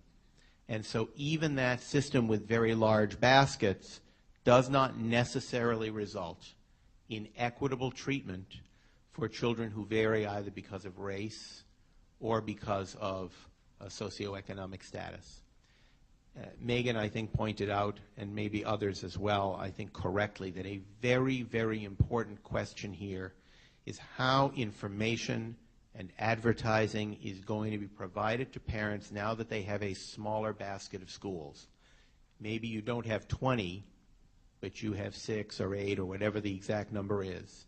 And some of those have to be higher quality schools than would previously be available to you, for example, in your walk zone, let's say. So if you have 6 or 8 schools, maximize the amount of information that's provided to people. Really give them an opportunity to evaluate those schools closely and carefully. Have them make good choices or be in a position about making good choices about which ones they're going to prioritize. That's a very, very important part, I think, of whether or not this system is going to succeed or fail. Thanks. Let's take one here and one over here. So there's a couple of, Janet Williams, I'm a resident of Dorchester. And just in terms of my neighborhood, talking about the baskets, there are 2 quality schools, the O'Hearn and the Murphy. And in terms of the population where I live, the opportunity or the chance of parents getting their children into one of those schools is almost not going to happen.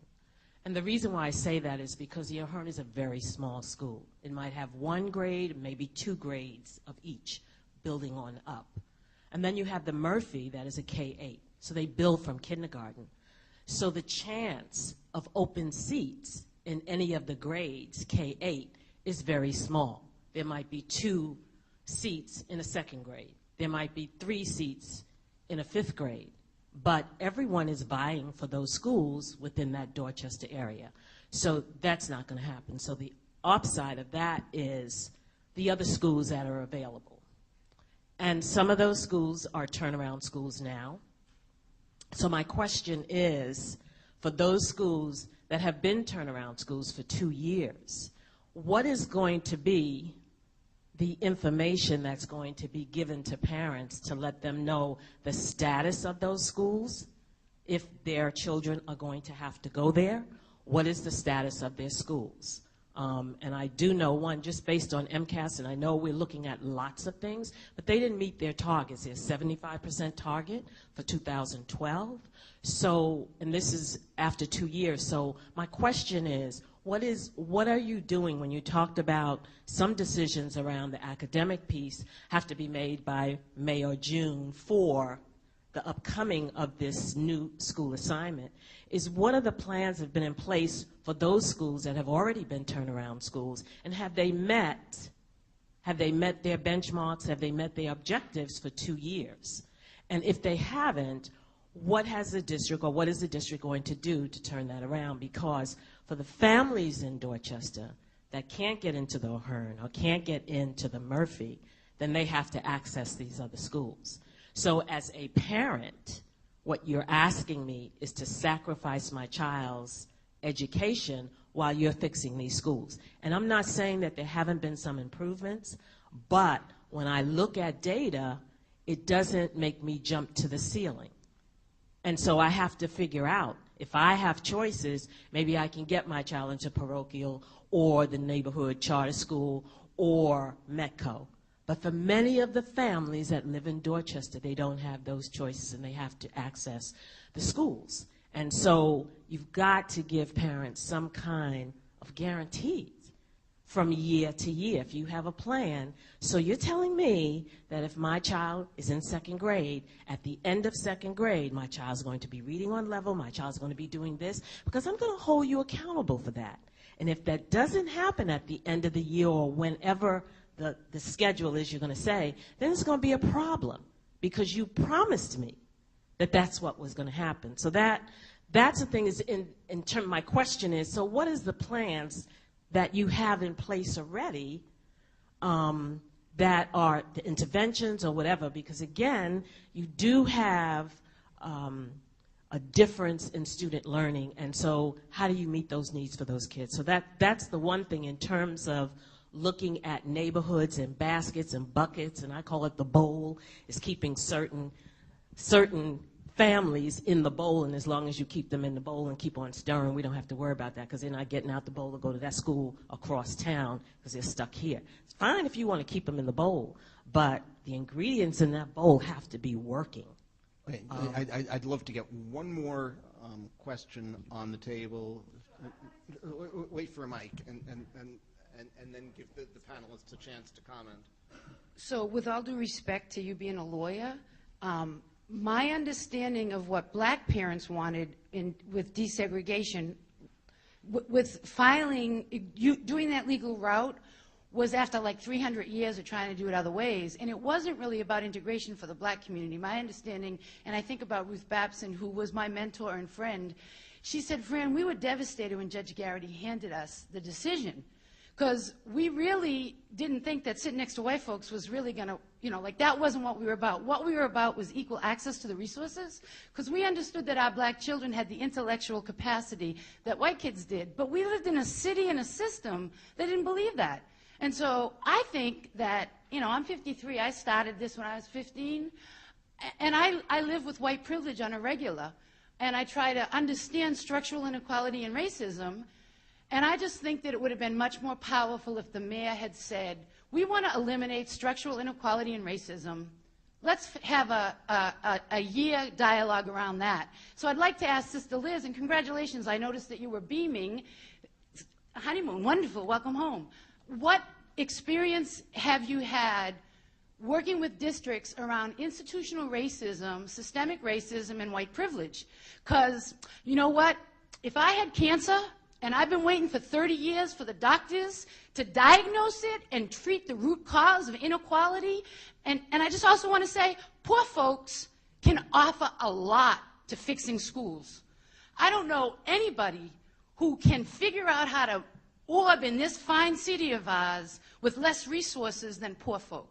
So I am really a little disgusted by the notion that socioeconomic class is used as less than. So,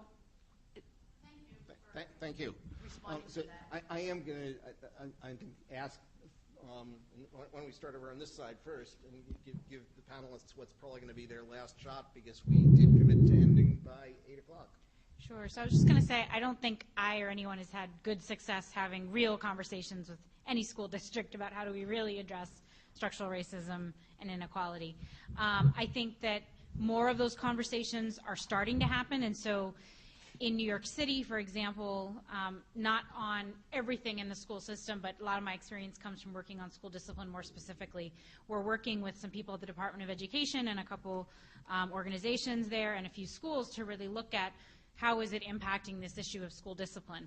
And when you look at it, you know, the question of socioeconomic status and neighborhood schools, and you know, there are communities in the Bronx in New York which are sort of have the highest concentration of poverty, and there are schools in that neighborhood which are both, you know, nearby, and they're both 90% free reduced lunch, you know, 90% Black and Latino, and one school is succeeding, and they have students from that same neighborhood both going to those schools. So it's not as if you can't make a neighborhood school in those communities, you know, work successfully for those students. And I think, you know, it's the struggle that you face is how do you replicate that in all of those schools in that community, and what is it about the leadership in that school. And I think the school I'm thinking of specifically in the Bronx, you know, part of it really is about that principal who helped to turn that school around, having really very frank conversations with their students in their classrooms about what's going on in your community and what do we need to do together as a school to turn this around. What is the racism that exists?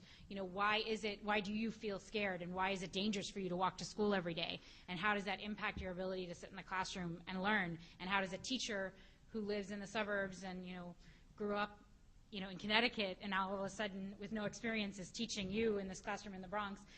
So you know, that whole school came together and talked about what can we do to try to address all of that structural stuff that surrounds us. And there are all kinds of different things they did. You know, they did community tours for the teachers that the students led. It's for them to get to know the community. They looked at their curriculum and talked about how can we change it to make it work. So it's really hard to do that, but I think when I've seen it successful in a school like that, it was really because they had a dialogue, they had that conversation among the teachers and the students and the families and the principal in that local school, in that neighborhood. Megan, any last words? Sure.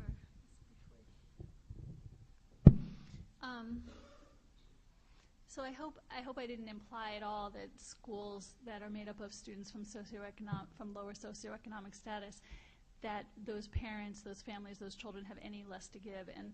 And you know, my personal experience with my kids speaks to that, in that my children for K1 through 6th grade were in a school that was, I think, about 75 to 80% free and reduced lunch.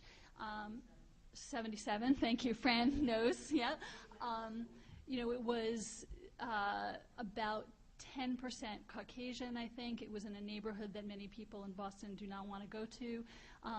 My children received an excellent, excellent education that was largely, I believe, due to the principal and the teachers and the commitment that they had. The school that they're at now is a school that a lot of people really, really want to go to. And the socioeconomic status at Boston Latin School is extremely different, and I have to tell you that the teaching at that school, unfortunately, pales in comparison to the teaching at the Hernandez. So, amen. Thank you. But there is a factor that socioeconomic status does play, and there was a parent that came to a Quest meeting at one point who had been looking at schools and said, when I walk into a school where there are 95% children on free and reduced lunch, and then I walk into a school where 75% are, that there is something palpably different in many of those schools, and there are outliers. But part of that is because people with resources have resources. And Boston Latin School every year pays out of the endowment and out of fundraising $3.5 million every year. At the Hernandez, we struggled through a family fundraiser every year to raise $10,000. And that means that those schools look different. And parents who have money, frankly, can be very entitled and can walk into that principal's office and demand things that other people sometimes don't feel that comfortable asking. And so those are just some of the effects, I think, that means that there are differences, and it's a sad statement, but there we are. It's our country.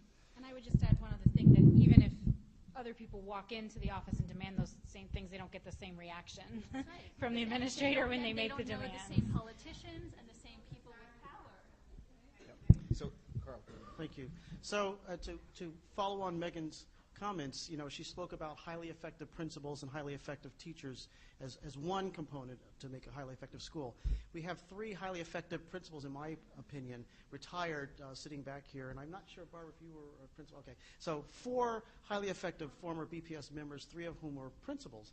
And they know the effect that principals and quality leadership has in a school.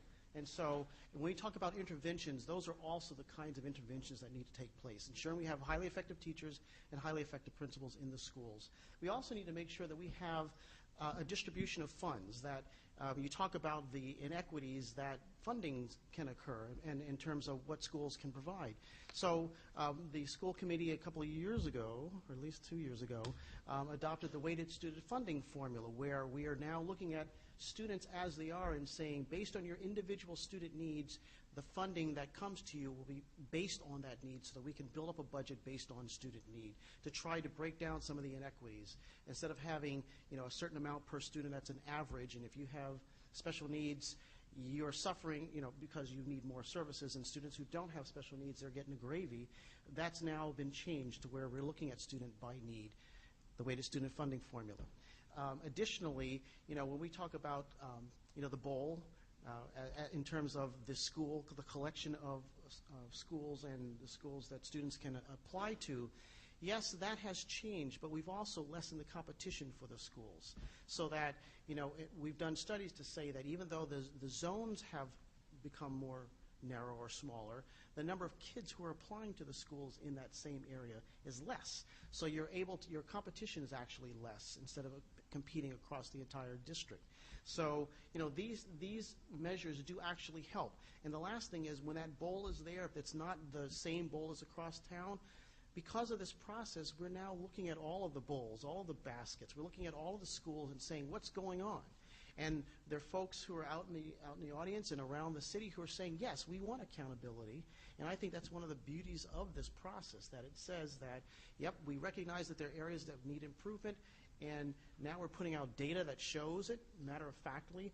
And then there are folks who are saying, now, what are you going to do about it? And so we now have to own up to the last part. What are we going to do about it? How are we going to improve quality? What are we going to actually say to families and parents who have children who may not have, the greatest opportunity to get into the small school? Well, you don't need to get into that small school anymore. We want to make sure that all the schools in your basket or bowl have at least a higher level of opportunity for the students who attend. Bob, you want any final words? Just a couple of thoughts. One is I think, and Mark made the point about the effect of the school-based Model A. I think what the research shows, if it is implemented the way it should be, it should have a increase in access to quality schools. That should actually improve. It's modest, but there should be some improvement as I understand it. But I think my second point is where I started. I think this is a dialogue that needs to continue, because it really does get at critical issues that we all have to take a look at. One of the things that I'm sure some of you are familiar with is the discussion that's going on across the city under the title of Success Boston. The issue of getting kids not only to graduate from high school, but to get into college and then to graduate from college. And there's a lot of research and work that's being done looking at those issues. And I wanted to, in part, respond to Fran's concern about, the whole issue of socioeconomic status.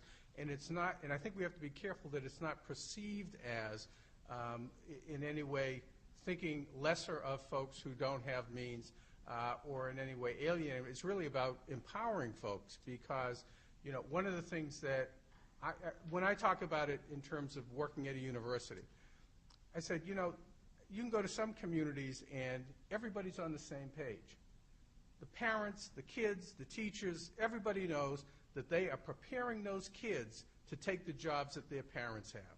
And so if mom is an accountant, when that child studies, the understanding is my child's being prepared to go to college and whether an accountant or something else is going to have a professional career. And so when the student comes home and if that math isn't where it ought to be to follow that trajectory, I think to the point that was made earlier, that parent's going to be in the school saying you are not fulfilling your commitment to making sure that my child is there. And so that is a discussion that families who may not have that job experience, may not have that experience in higher education, they go to school and don't know what the right comparisons are. How do we help parents in that situation navigate this, as I say, begin with the end in mind? How do we help parents understand what it takes for their children and what schools should be delivering to them so that their kids can graduate from high school, get into college, and be successful in college? That's a discussion that we need to have. And so one thing I take away from this whole process is we've come a long way, and this dialogue, I think, needs to continue to address those tougher issues. That's part of the discussion. So I just want to pick up on those comments and say this obviously is just one stop on a long, long road, and I hope that this has cast some additional light. I would really like to thank all four of the panelists who have shared their very helpful thoughts, and for all of you in the audience who have shared some extremely helpful thoughts as well. And I imagine we'll be at this for some years to come, but thank you for joining us.